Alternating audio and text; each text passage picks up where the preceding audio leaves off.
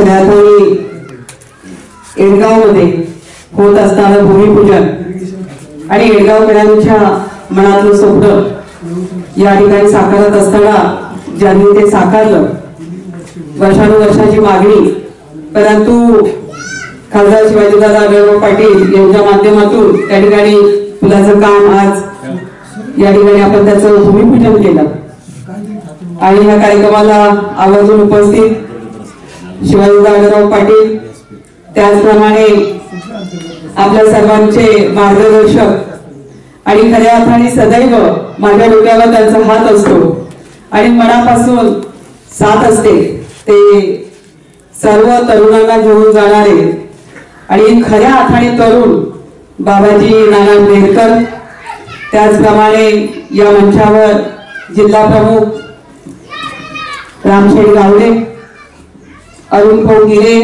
गुलाबशेठ पारखे, शरदादा चौधरी, संभाजीराजे तांबे, माऊलीजी खंडारे, उपस्थित असलेले या ठिकाणी रमेश भाऊ खुडे आणि खरोखरच ज्यांच्या हातात माईक जायला पाहिजे होता परंतु त्यांना 2 मिनिटं या ठिकाणी बोलत जायला पाहिजे, आशिष भाऊ माळवदकर, आणि सदैव या विभागाच्या विकासाचा ध्यास जे घेत असतात ते विभागाचे डायरेक्टर संतोष नाना खेडे, त्याचप्रमाणे जुन्नर शहराचे शहर प्रमुख, त्याचप्रमाणे ताजने भाऊ, गणेश भाऊ कवडे, उपस्थित असलेले विकी पारखे, या गावचे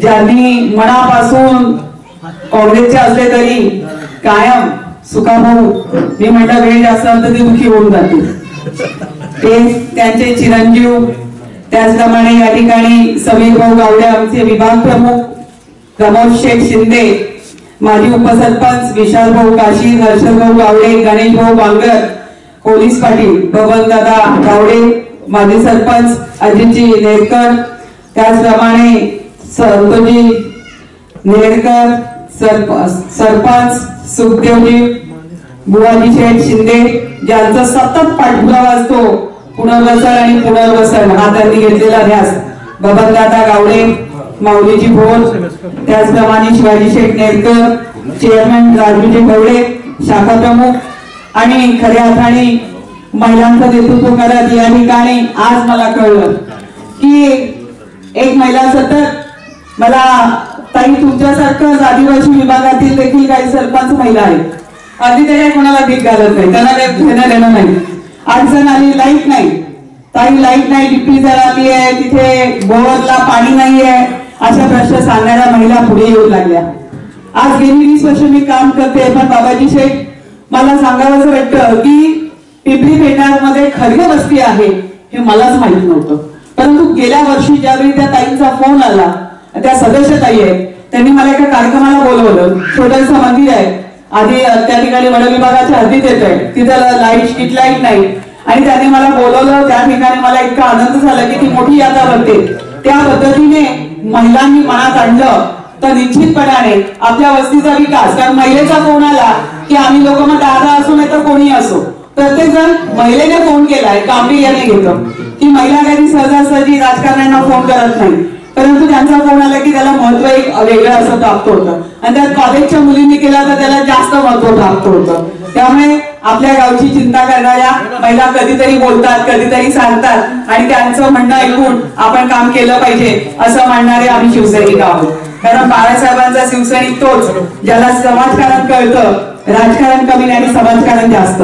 या ठिकाणी कामं करत असताना निश्चितपणाने गणेशनगर या ठिकाणी पाण्याची टाकी 24 लक्ष, त्याचप्रमाणे दत्तनगर दत्त मंदिर समाज मंदिर 7 लक्ष, दलित वस्ती रस्ते 5 लक्ष, जानकी नगर भिसेमळा रोड 15 लक्ष, उर्वरित जानकी नगर रोड 10 लक्ष, त्याचप्रमाणे डोरवरची संत उपकेंद्र डिलिव्हरी रूम दिला त्याच्यासाठी 14 लक्ष, त्याचप्रमाणे नेरकरवाडी मंदिर रोड 10 लक्ष, नेरकर शाळा दुरुस्ती 3 लक्ष, खेतेवाडी पाणी टाकी 13 लक्ष, त्याचप्रमाणे इंदिरानगर विहीर खोलीकरणाचे 6 लक्ष, नेरकरवाडी विहीर खोलीकरण 6 लक्ष, त्याचप्रमाणे भोरवाडी रस्ता 25 लक्ष, या ठिकाणी 20% निधीमधून 9 लक्ष, असे त्याचप्रमाणे या ठिकाणी दिवे देखील आपण बसवलेले आहेत.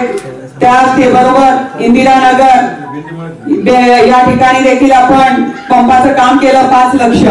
अशा पद्धतीने अनेक कामं येडगाव परिसरामध्ये करत असताना आमचा आशिष भाऊ आणि संतोष नाना यांचं लक्ष येडगावमध्ये आणि येडगावमध्ये असणाऱ्या कार्यकर्त्यांकडे जागाचं असतं.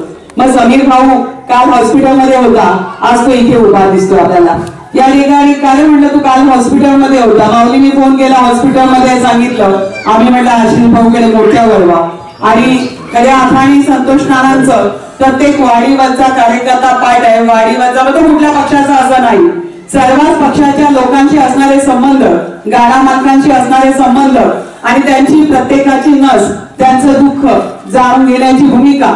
आणि त्यामुळे सतत तिथे भजी मंडळ साहित्य गेलंच पाहिजे, तिथे व्यायामशाळेचं साहित्य गेलंच पाहिजे, त्या ठिकाणी दिवे लागलेच पाहिजे. सुखदेव नेरकरने सांगितलं रस्ता झालाच पाहिजे. ताईनी कळकळीने सांगितलं ताई पाण्याची टाकी होऊ द्या, रस्ताही आम्ही तुम्हाला देतो, काळजी करू नका, रस्ता केला जाईल. अनेक कामं या ठिकाणी या वर्षाची कामं मी तुम्हाला वाचून दाखवली आहेत आणि अजूनही कामं यायची आहे. उद्या अजून याद्या फायनल व्हायच्या आहेत आणि त्याच्यातही तुमच्या प्रत्येक वस्तीवर वाडीवर स्मशानभूमीमध्ये कधीच तुमची कामं नव्हती. कारण पुनर्वसित गाव विखुरलेलं आहे. आम्ही मतदानाची संख्या बघत नाही, पण त्या गावातल्या माणसांची मनं बघतो. कारण तुमच्यावर 40 वर्ष अन्याय झाला, कारण तुम्ही आंबेगावला जोडलेले होतात. पण जेव्हापासून 7 पासून मी तुमचा दुसऱ्यांना नेतृत्व हाती घेतलंय, पण याच्यातल्या एकही वाडीवर एकाही वस्तीवर काम नाही असं एकही वाडी वस्ती आपण ठेवलेली नाही. आणि त्यामुळे या ठिकाणचे कार्यकर्ते, त्यांची मानसिकता, खऱ्या अर्थाने महिलांचा सहभाग, या ठिकाणी असणारा संप्रदायाचा वसा, या सगळ्या गोष्टी लक्षात घेता बाबाजी शेठनी आता सांगितलं की आपण संप्रदायाला मानणारे आहोत. की या ठिकाणी दादांचं कर्तृत्व, नेतृत्व, दातृत्व काय होतं की दादांकडे गेलो एखादा सभा मंडप नाही मिळाला, एखादी योजना मिळाली नाही, एखादं काम मिळालं नाही, पण ही छोटी छोटी कामं करण्यासाठी दादा नाहीये. दादा मोठी मोठी कामं करण्यासाठी आहेत. ते खासदार आहेत आणि त्यांच्याकडनं अपेक्षा आपल्या कशा असल्या पाहिजे? बाबाजी शेट्टी सांगितलं त्या पद्धतीने रेल्वे झाली पाहिजे, बायपास झाले पाहिजे, पंतप्रधान सडक योजना झाल्याच पाहिजे, सीएम जसवाय रोड झालेच पाहिजे.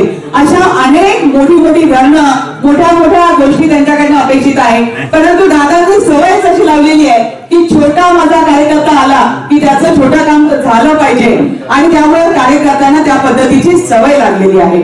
या ठिकाणी प्रत्येक कार्यकर्त्याला या गोष्टीची जाण आहे. येणाऱ्या काळामध्ये तुम्ही जेव्हा ताकद देणार आहात, तुम्ही त्यांना चौथ्यांदा चौकार मारून निश्चितपणाने लाल दिव्याची गाडी घेऊन इथे बोलवणार आहात, त्यावेळी कदाचित तुमच्याकडे समस्या सांगत असताना मोठी मोठी दादा म्हणतात की हे काय सांगते, अजून जास्त सांगा. अशी वेळ निश्चितपणाने आपण सर्व पाहणार आहोत. Just wait and watch. या ठिकाणी आपण आम्हाला बोलवलं, आमचं आदरातिथ्य केलं, सत्कार सन्मान केला. मी आपल्या सर्वांची ऋणी आहे. मंचावर असणारे सर्व नेतेगण जे या ठिकाणी बोलू शकत होते, ज्यांनी आधीपासून आपलं नेतृत्व केलंय, त्या सर्वांना बोलण्याची संधी नाही मिळाली. संभाजीराजे असतील, या ठिकाणी जिल्हा प्रमुख असतील, आमचे शरद अण्णा असतील, की सतत नातं होतं इथं सगळं मोठं आहे. जवान जे शहीद झाले म्हणजे आजही आमच्यामध्ये ती तळमळ आहे, आजही आमचं रक्त सळसळत आहे आणि ही जाण आणि भान ठेवून उद्याची पिढी घडली पाहिजे, ही आपली मानसिकता आहे. एवढंच या ठिकाणी सांगते. आणि खऱ्या अर्थाने आपण त्यांना सलाम करत असताना येणाऱ्या भविष्य काळामध्ये मोदी सरकार म्हणजेच युतीचं सरकार येणारच, हे आता काळ्या डगळ्यावरची पांढरी रेघ आहे, हे आपल्या सर्वांना ज्ञात आहे. माझी माता भगिनी जेवण करता करता टीव्ही पाहत असते, पेपर वाचत असते, त्यामुळे आता कोणी अज्ञानी राहिलेलं नाहीये. त्यामुळे कोण येईल आणि कोण जाईल, परंतु दादा हे खासदार चौथ्यांदा होणारच. निश्चितपणाने तुमच्या सर्वांची भावना आणि मनोकामना, आशीर्वाद सदैव शिवसेनेच्या पाठीशी राहिले ते अखंडित राहो. आणि काँग्रेसवाले सदैव आमच्या सोबत असतात, ते कधीही आम्हाला मागे राहू देत नाही. त्यांचं पण या ठिकाणी स्वागत करतो आणि जय हिंद.